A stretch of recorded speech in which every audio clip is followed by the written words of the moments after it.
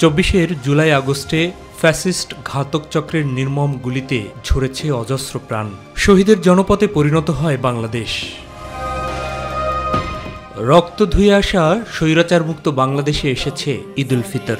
হাসি আর আনন্দে ভাসছে গোটা দেশ। শুধু অশ্রু বইছে শহীদ পরিবারে। যে বুকের ধন প্রতি বছর ঈদের বাজার করত মা বাবা ভাই বোন আর স্বজনের জন্যে, সেই মারুফই আজ নেই। কি করে হবে তাহলে উৎসব?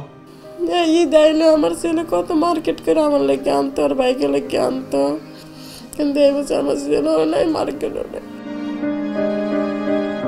আমার ছেলেটা না আমার কষ্টটা বুঝতো।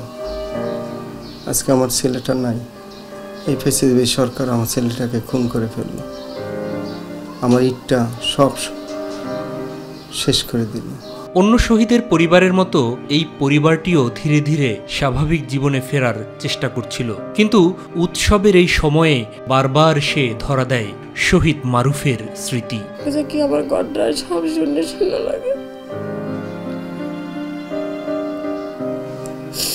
ছেলে ওরা যে কি কষ্ট আল্লাহ জানে। আজকে সেই সোনার ছেলেটা ছাড়া ঈদ করবো বাবা, কিভাবে করব?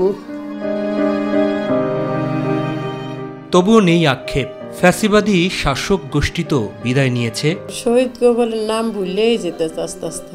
সবাই কইছিল কি যে শহীদ গো নামের রাস্তা মানে কইছিল করবে, কিন্তু এখন পর্যন্ত দেখি না।